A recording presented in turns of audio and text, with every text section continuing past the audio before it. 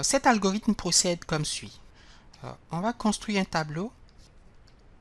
Dans la première colonne, on va y mettre les arêtes.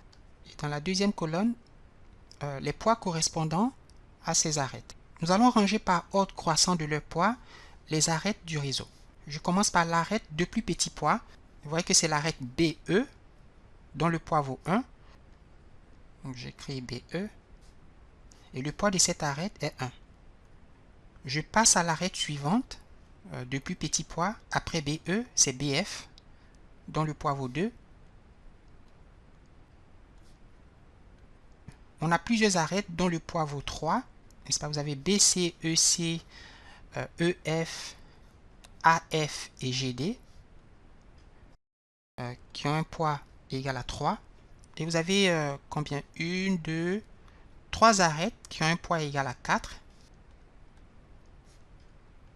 Et vous avez les arêtes FD, AG qui ont un poids égal à 5. FD et AG avec un poids 5. Et finalement, l'arête CD, CD avec un poids égal à 6. Les arêtes ont été rangées par ordre croissant de leur poids, comme on le voit. Ce réseau contient 1, 2, 3, 4, 5, 6, 7 sommets. Et par conséquent, l'ACPM, qui doit avoir n-1 arêtes, et donc ici 7-1 égale à 6 arêtes. Donc on cherche un arbre couvrant de poids minimum qui contient exactement 6 arêtes. Alors voici comment on va procéder. On va à chaque étape ajouter une arête dans l'ACPM à condition qu'à chaque étape, l'ajout ou l'inclusion de l'arête n'induise pas de cycle. Si l'ajout d'une arête entraîne un chemin fermé, alors l'arête n'est pas ajoutée. Alors on va commencer par BE et vous voyez que le fait de commencer par les arêtes qui ont un poids faible fait de l'algorithme de Kruskal ce qu'on appelle un algorithme glouton, en anglais greedy. Et ça veut dire qu'à chaque itération de l'algorithme, on cherche la solution qui nous donne la meilleure part. Mais ici, le plus petit, puisqu'on veut minimiser le poids total de l'arbre couvrant. Et donc l'algorithme de Kruskal a deux étapes principales. La première consiste à ranger toutes les arêtes par ordre croissant des poids. La deuxième consiste à inclure progressivement dans l'arbre couvrant de poids minimum les arêtes à condition qu'ils n'induisent pas de cycle. Dès qu'on obtient n-1 arêtes, c'est terminé. Et pour cet exemple, aussitôt qu'on a 6 arêtes, l'algorithme termine. On va commencer par inclure ou ajouter l'arête BE, et ensuite BF, et ensuite il faut inclure BC, EC, EF, AF ou GD. Mais regardez, si on prend EF, alors on forme un cycle. C'est inacceptable. Un arbre est un graphe connexe sans cycle. Et par conséquent, EF est inacceptable. Donc, je vais mettre une croix sur EF pour indiquer son inacceptabilité. Alors, allons-y dans l'ordre. Si on prend BC, il n'y a pas de cycle. Donc, on va ajouter BC. Si on prend EC, et regardez, si on ajoute EC, on forme un cycle. Donc, EC est inacceptable. EF est inacceptable. AF est acceptable. GD est acceptable. Donc j'ai FG qui est acceptable. Vous voyez que si j'ajoute ED, je forme un cycle. N'est-ce pas? C'est le chemin fermé BFDEB. BFDEB. C'est inacceptable. Donc je ne vais pas choisir ED. Je regarde AB. AB forme un cycle avec F. Donc on a ABF. Donc l'arête AB est inacceptable. Je pourrais regarder FD, AG, CD, mais regardez, on a 1, 2, 3, 4, 5, 6 arêtes. Et donc on a terminé. Alors, quel est le poids de cet arbre? Eh bien, il faut faire la somme des poids des arêtes de l'ACPM. Donc ici en vert, on a 2. Donc on a 2 plus 3 plus 1 plus 3 plus 5 plus 3. Oh, pardon, ici c'est pas FD. Hein. Ouais, c'est pas FD parce que j'avais FG. Donc il aurait fallu inclure. C'est FG qu'il faut inclure pas FD. Donc, c'est une petite erreur. Donc, j'ai 2 plus 3 plus 1 plus 3 plus 4 plus 3. On a un arbre couvrant de poids minimum de valeur 16 et c'est la solution optimale. De tous les arbres couvrants qu'on peut extraire de ce réseau, de ce graphe, il n'y a pas un seul qui a une valeur inférieure à 16. Alors, je vais dessiner la structure d'arbre. Manifestement, F est la racine avec les branches FA, FB et FG. On a donc le sommet F, la racine F de l'arbre. A, B et G. Et puis, de G, on a GD qui est une branche. Et puis, BE et BC.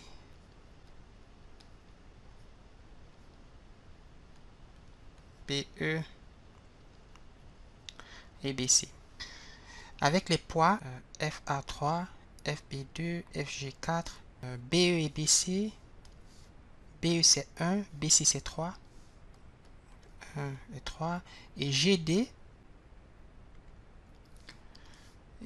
c'est 3. Et voici mes amis, l'arbre couvrant de poids minimum.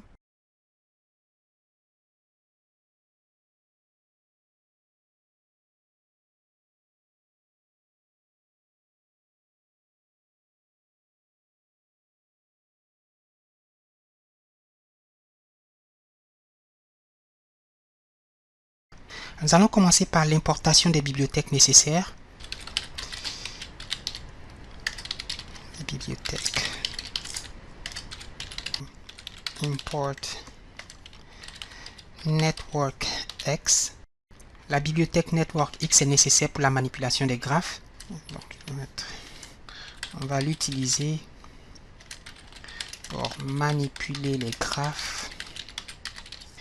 On va aussi importer la bibliothèque matplot, lib.pyplot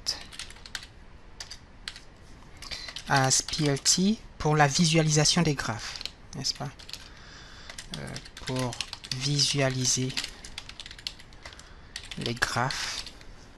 Alors, nous allons définir une fonction pour créer un graphe. Nous allons appeler createGraph et qui prend en input les arêtes du graphe, n'est-ce pas? On va définir la fonction createGraph en parenthèse et qui prend les edges ou les arêtes comme input. Alors, on va créer un graphe vide. Je note G sur graph equal nx.graph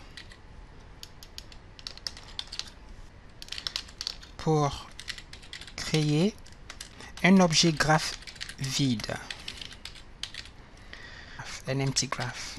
Il faut ajouter les arêtes avec le poids au graphe en écrivant g.add-weighted-edge-from bracket en parenthèse arête ou edge. Donc, ici pour ajouter les arêtes et leur poids au graphe. Et on va retourner le graphe créé, donc return G. Retourner le graphe G. Il faut maintenant définir une fonction pour dessiner le graphe. Pour dessiner le graphe G, je vais l'appeler drawGraph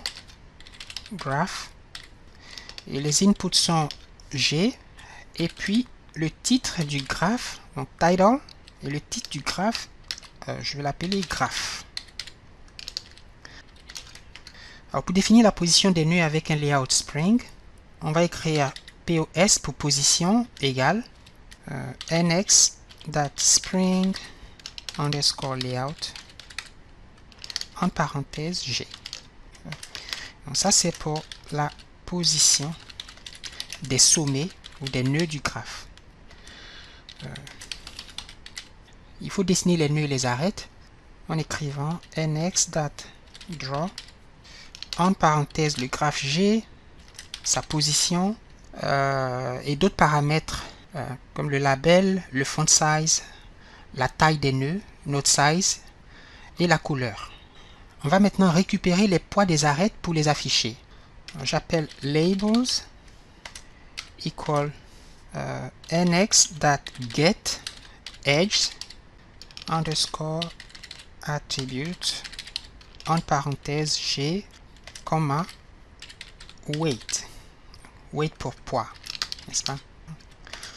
Et ceci pour récupérer les poids des arêtes et les afficher. Et maintenant, je voudrais que les poids apparaissent sur les arêtes. On va écrire nx draw underscore network x underscore edge underscore labels avec les inputs g, le graphe, sa position, POS, et edge labels égale à labels. Right? Edge labels equal labels. Et ceci pour afficher les poids sur les arêtes.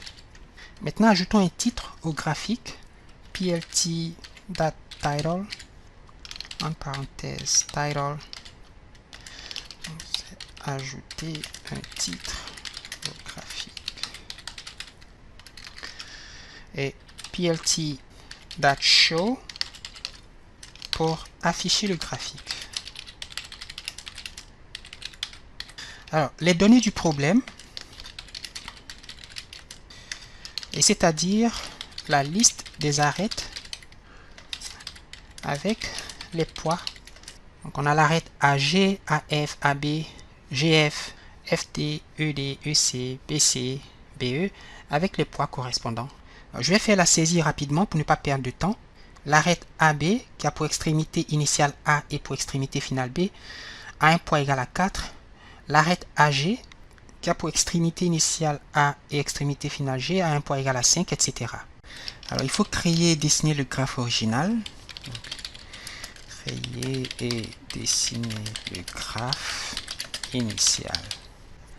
Alors, c'est le graphe G equals create graph, en parenthèse, on va lui donner les arêtes, les edges, et ensuite il faut dessiner le graphe, donc draw graph, en parenthèse G, virgule, avec le titre, disons graphe initial, ou graphe original.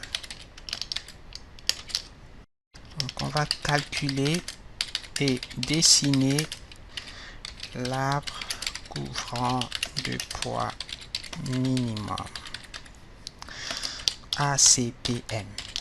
On va appeler T comme tree pour arbre equals nx.minimum underscore spanning underscore tree.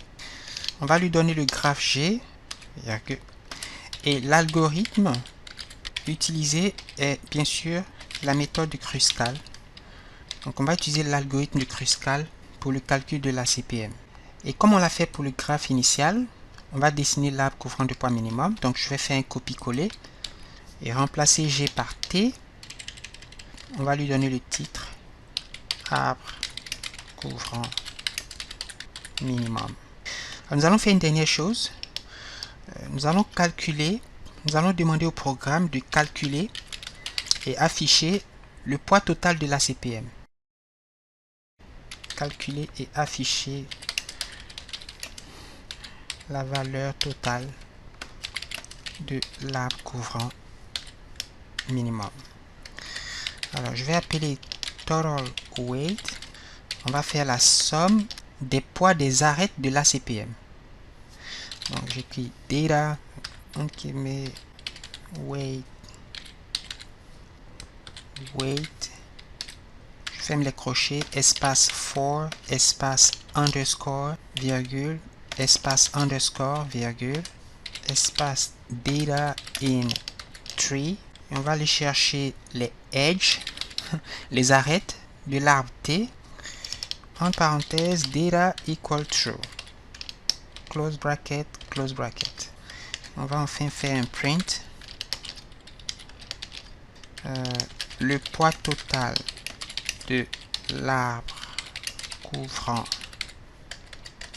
de l'arbre minimum est, espace, entre accolade, le total weight.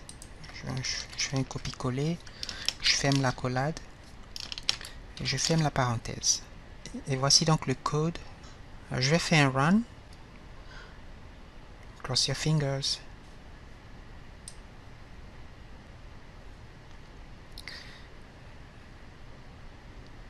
Voici le graphe original. Et l'arbre couvrant de poids minimum et dont le poids total égale à 16, n'est-ce pas? Alors, si on change les poids des arêtes AB, au lieu de 4, on va donner le poids égal à 7 à l'arête AB. Et puis, au lieu de 3 pour EC, on va prendre 11. Au lieu de 6 pour DC, on va prendre 2. Et au lieu de 3 pour BC, on va prendre 1. On veut la nouvelle solution, c'est-à-dire le nouvel arbre couvrant de poids minimum. Donc je fais run.